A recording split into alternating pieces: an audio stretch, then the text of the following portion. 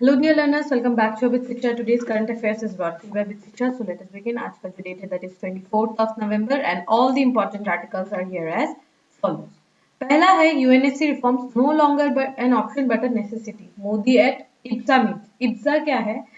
India Brazil South Africa का जो meet है ये IBSA इसको कहा जाता है एंड ये जो है बहुत ही ज्यादा इंपॉर्टेंट यूनिलैटरल है फॉर इंडिया स्पेशली अगर आप देखें साउथ साउथ कोऑपरेशन के लिए भी ये बहुत ही इंपॉर्टेंट मिनीलेटरल है और मिनीलेटरल लाइक इब्सा बीबीआईएन इन्होंने बहुत ज्यादा प्रोमिनेंस गेन किया in the recent time period ठीक है second is no human no image entries to be examinated special intensive revision की यहाँ पे बात की जा रही है कि जो भी एंट्रीज है जिसमें कोई भी ह्यूमन का फोटो या फिर इमेज का फोटो नहीं है उनको एग्जामिन किया जाएगा and third is PM calls for global compact on AI to prevent misuse तो ये तीनों आर्टिकल्स आज के इम्पोर्टेंट है एक एक करके देखेंगे but before beginning today is Lachit दिवस 24th of November every year it is celebrated as वीर लाचित दिवस एंड हम सबको पता है his contribution during the 1671 war of the Battle of Saraighat, which is very important, right? Saraighat Yuddha. It was, Mughals versus Ahoms और ये जो है Mughals versus Ahom के समय पे it was a decisive battle इसके बाद कोई भी बड़ा जो आपका उनकी तरफ से मुगल्स की तरफ से कोई भी बड़ा आपको अटैक देखने नहीं मिलेगा yes there was one but it was during Swargadev Gadadhar Singha, it was Battle of Itakuli, right? It was the final nail in the coffin, but this was the decisive war. Battle of Saraighat was the decisive battle, जहाँ पर decide हो गया था कि इसके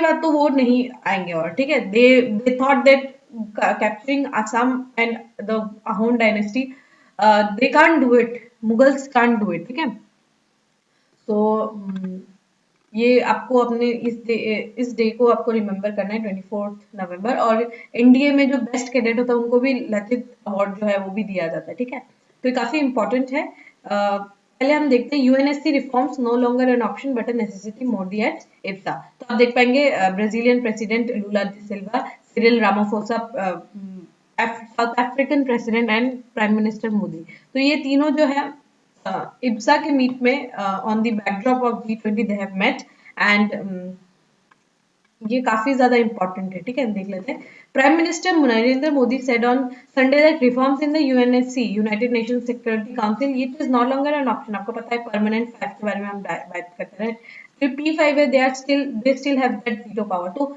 इसको हमें change करने की जरूरत है पीएम नरेंद्र मोदी ने कहा है कि it is no longer an option but a necessity and asserted that India, Brazil, South Africa troika should send a clear message for changing two institutions of global governance ठीक है तो जो इंडिया ब्राजील साउथ अफ्रीका का जो ट्रॉइका है जो try party जो formation है इसको मैसेज सेंड करना चाहिए टू द वर्ल्ड ठीक है addressing IBSA leaders in the summit of G20 Mr. Modi said that at a time when world appeared fragmented and divided IBSA could provide a message for unity cooperation and humanity तो ये तो आपको पता ही है कि तीनों global south की countries हैं एंड तीनों जो है कॉपरेट करने में ज्यादा विश्वास रखती है rather than having direct conflict and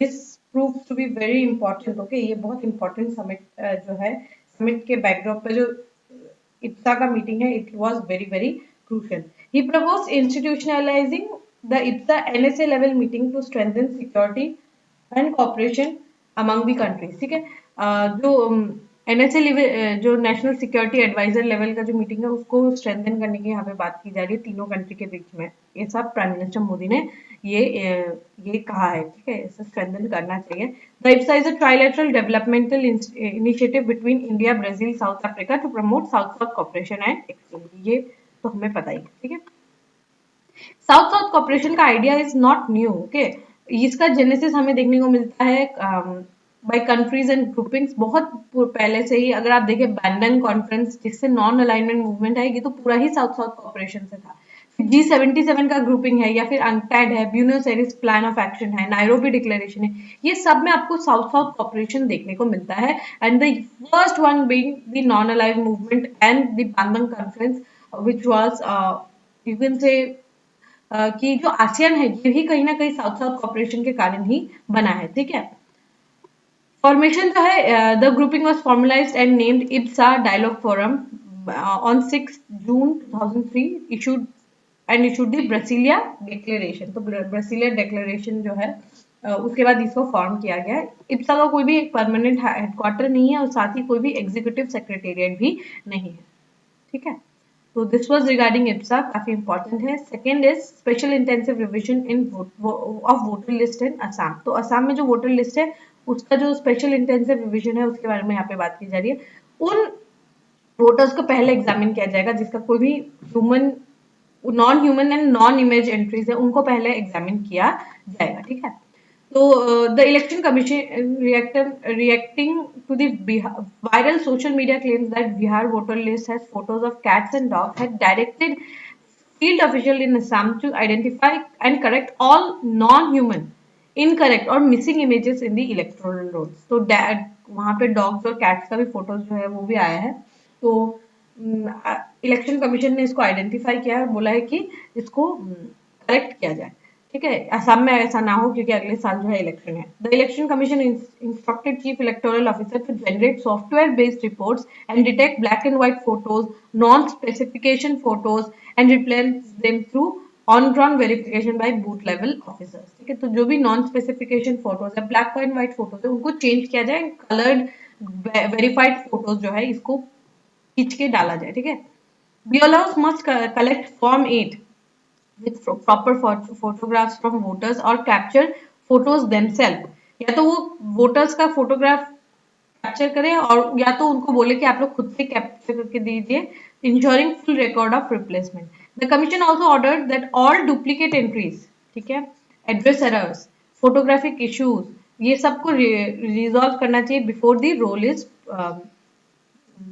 publish. ऐसा बहुत होता है ना कि एड्रेस एरर क्यों होता है, जैसे मैंने अभी मैं क्या है, let's say I am living in one constituency और मैं चेंज करके अभी कामरूप मेट्रो के कॉन्स्टिट्यूएंसी में चल जाऊंगी, तो लेकिन मेरा वोटर आईडी में तो अभी भी एड्रेस तो मेरे उस पुराने कॉन्स्टिट्यूएंसी का ही है।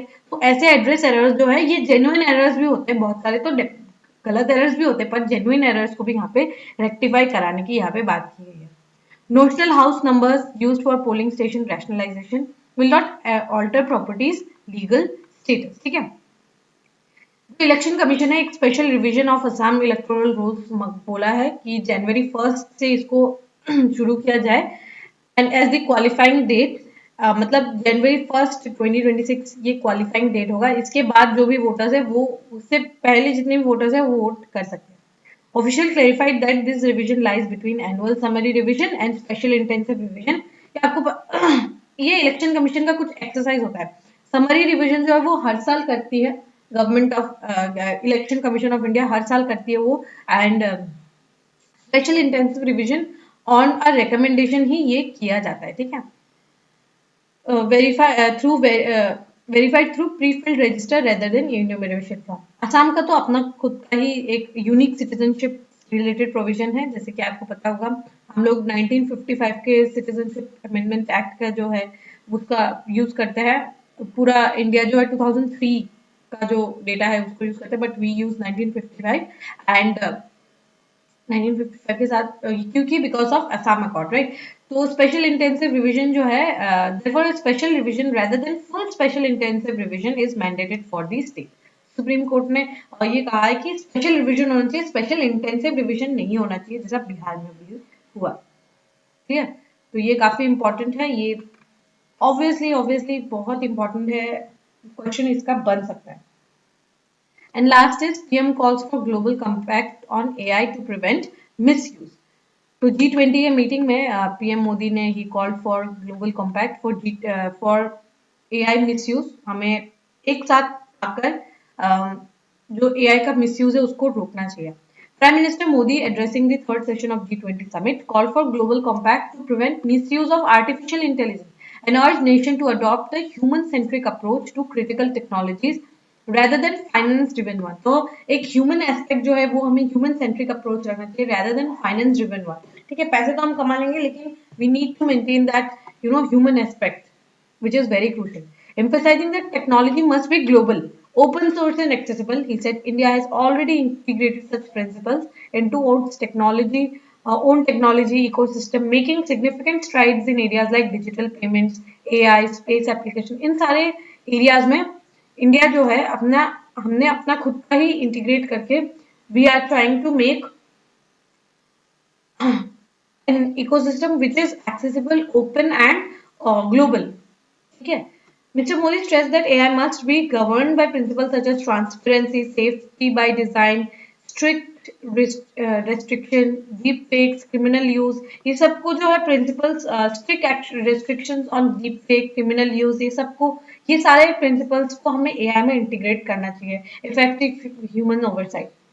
System affecting public trust, security, or human lives must remain responsible and auditable. He noted that adding a final decision must always rest with humans. ठीक है, तो ह्यूमन के पास वो पावर होना चाहिए कि वो कौन सा डेटा देना चाहते हैं, वो कितना कितना चाहते हैं कि एआई को वो किस तरीके से यूज करे. That should remain with the people rather than the companies which are operating them. ठीक है. Highlighting the need to prepare for future labor ecosystem, Prime Minister Modi said, the world should shift focus from jobs of today to capabilities of tomorrow. ये इस पे focus होना चाहिए हमारा. ठीक है, ये आपको इकोनॉमिक्स, अगर आप इकोनॉमिक सर्वे 2024 भी पढ़ेंगे उसमें भी सेम बात की गई है. Sorry, not 2024, rather 2025. Economic survey 2025 में भी सेम बात कहा गया है कि हमें जॉब्स फॉर टुडे नहीं देखना है, हमें कैपेबिलिटीज फॉर टुमारो बनाना है. हम किस तरीके से एआई को अपने साथ इंटीग्रेट करें उस पर फोकस करना चाहिए. ठीक है.